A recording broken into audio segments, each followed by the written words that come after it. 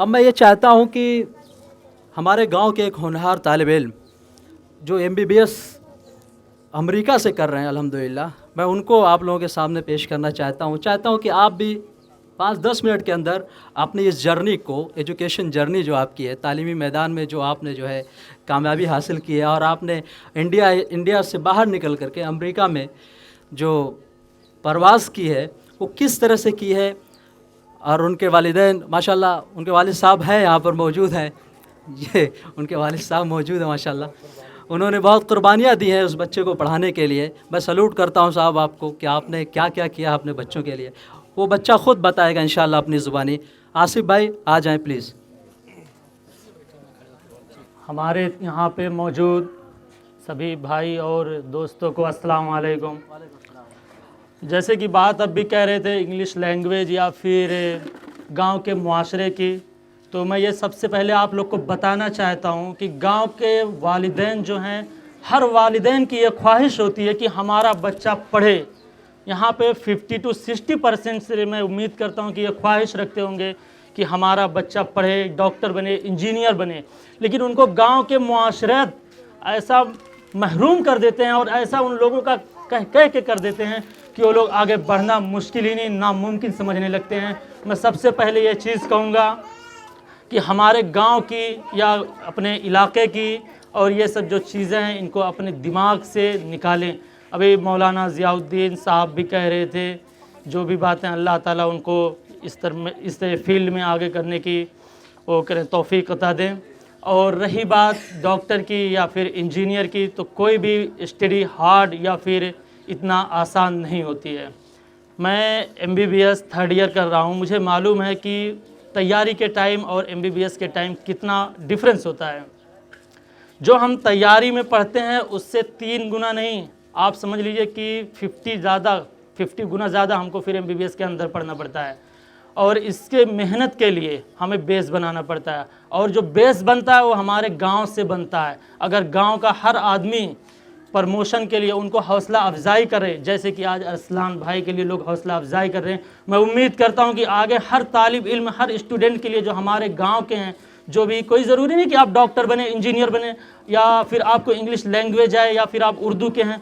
मैं आपको बता दूं कि इंडिया में सबसे बड़ी जॉब होती है इंडियन एडमिनिस्ट्रेटिव सर्विस, जिसको IAS बोलते हैं, और उसको पास करने के लिए इंग्लिश या हिंदी या उर्दू की ऐसी कोई ज़रूरत नहीं होती है।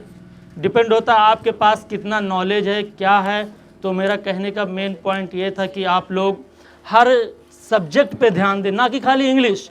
मानते हैं आप फॉरेन जा रहे हैं, कहीं पे जा रहे हैं, तो आपको इंग्लिश की ज़रूरत पड़ती है, डजेंट मैटर, इसमें कोई बात नहीं है, क्योंकि वहाँ पे ट्रांसलेटर होते हैं। लेकिन आप जब साइंस जैसे फिजिक्स, केमिस्ट्री और अदर सब्जेक्ट पे फोकस करेंगे तभी आपका प्रमोशन होगा।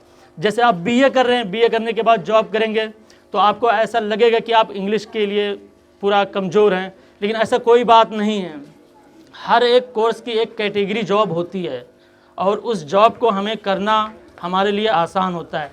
फॉर मिसाल के तौर पे जैसे हम डॉक्टर हैं, अब हमको डॉक्टर की जॉब आसान लगेगी, हम डॉक्टर की पढ़ाई कर रहे हैं, हम 5.5 साल उसमें टाइम दे रहे हैं और पूरा कर रहे हैं। अब हम डॉक्टर हो के बोले इंजीनियर, ऐसा कुछ भी नहीं होता है।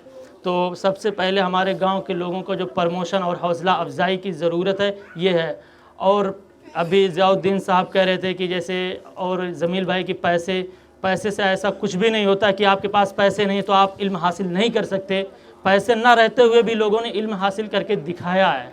ऐसी कोई बात नहीं है कि आपके पास पैसे नहीं तो आप नहीं कर सकते। आप कोशिश करेंगे, मेहनत करेंगे तो आपके पास इल्म ज़रूर आएगी। और इल्म हासिल करने के लिए जो अरसलान भाई बता रहे थे कि चाइना जाना पड़े, तो चाइना कोई मुश्किल वक्त उस ज़माने में इसलिए था कि लोग हिमालय, पहाड़ और बहुत सारी ऐसी चीज़ों से घबराते थे। तब हमारे नबी ने कहा कि आप इल्म हासिल करो, चाहे आपको चीन जाना पड़े। और इल्म की जो होती है, जो उसको हम ये नहीं कहते कि आप डॉक्टर बन के करें, आप मौलाना बन के कर सकते हैं, मौलवी बन के या हाफिज़ बन के भी कर सकते हैं। कि और ये भी नहीं होना चाहिए कि जैसे हम पढ़ रहे हैं या फिर डॉक्टर बन रहे हैं, इससे हमको जॉब करनी है या पैसे कमाने हैं। ऐसा कुछ भी नहीं मसला है कि आप डॉक्टर करके पैसे ही कमाएं, आप इंजीनियर बन के पैसे ही कमाएं, आप मौलाना बन के पैसे ही कमाएं, आप पढ़ रहे हैं पैसे कमाने के लिए, ऐसा कुछ भी नहीं है। आप पढ़िए अपने एजुकेशन के लिए। डॉक्टर APJ अब्दुल कलाम ने कहा था कि एक इल्म तब तक हासिल करो जब तक कि आपको उसमें पूरा जानकारी ना हो जाए, आप उसकी तह तक ना पहुंच जाए। डॉक्टर APJ अब्दुल कलाम को यूरोपियन असेंबली में बुलाया गया था, तो उन्होंने कहा कि आप ऐसा क्यों कर रहे हैं, आपके पास तो इतना नॉलेज, आप इतना अच्छे तरीके से पूरा समराइज़ कर सकते हैं, आप अपनी कंट्री को कहाँ पहुँचा सकते हैं। तो उन्होंने कहा कि सबसे पहले मैं कंट्री के पहुँचाने से पहले अपनी जानकारी आपको बता दूँ। तो उन्होंने बताया कि जितना हो सके हर फील्ड से या हर एंगल से आप उसको इल्म हासिल करें, और इल्म हासिल करने में सबसे पहले अपने गांव पे ध्यान दें, अपने कस्बे में, अपने घर पे, अपने मोहल्ले में, इस तरीके से हमको ध्यान देना चाहिए। और अरसलान भाई माशाल्लाह नीट क्वालिफाई किए हैं, जिसमें तो वो सब बताएं कि बहुत सारे स्टूडेंट होते हैं, तो उनके लिए बहुत बहुत मुबारकबाद अरसलान भाई को भी। तो मैं उम्मीद करता हूं कि हमारे गांव से इंशाअल्लाह आने वाले टाइम में भी लोग पढ़ेंगे। और सबसे पहली बात ये मैं आपको बता दूं कि जैसे गांव का कोई भी स्टूडेंट अगर पढ़ रहा है तो उसका आप डिमोट ना करें, क्योंकि एक साइंटिस्ट थे यूरोप में, तो बहुत सारे बॉक्स रखे थे, उसमें कई तरीके के उन्होंने जानवर पकड़ के रखे थे, तो सारे बॉक्स को उन्होंने बंद कर रखा था और इंडियन जो यहाँ की थी उस पर लिखा था, उन्होंने खोल रखा था कि इसको खोल दे, इससे कोई फ़र्क नहीं पड़ता। दूसरे उनके ग्रुप के पूछे कि आप ऐसा क्यों कर रहे हैं, आप तो साइंटिस्ट हैं, इसका मुझे मतलब बताइए, आप ऐसा क्यों कर रहे हैं। बोले ये इंडियन है, इंडियन का एक उसूल है कि अगर कोई भी बंदा आगे जाता है तो उसका दूसरा पैर खींचने के लिए तैयार लोग रहते हैं, ये बाहर नहीं निकल सकते। और इसको इसलिए बंद किया हूँ कि ये यूरोपियन है, इनको खाली अपने काम से, अपने स्टडी से, अपने बिजनेस से, अपने हर एंगल से इनको खाली वो रहता है और दूसरों पे ध्यान नहीं देते हैं, अपने काम से काम रखते हैं। तो सबसे पहले हमें और आप लोगों को अपने गांव के अंदर, अपने कस्बे के अंदर, अपने इलाके के अंदर ये चीज़ पे ध्यान देना चाहिए कि अगर कोई बंदा पढ़ रहा है, हो सकता है कुछ लोग हों तैयारी कर रहे हों, इस बार उनका सिलेक्शन नहीं हुआ हो, अल्लाह ताला उनको तौफीक दे और उनको इल्म ज़्यादा दे कि अगली साल तौफीक दें और नीट क्वालिफाई करें। उनको इस तरीके से प्रमोशन करना चाहिए, ना कि आप डिमोट करें जाके कि आप नहीं कर सकते, आपके बस की बात नहीं है और आप इस काबिल नहीं है। तो आप बताइए उनके इस दिमाग में, उनके जहन में क्या बसेगा।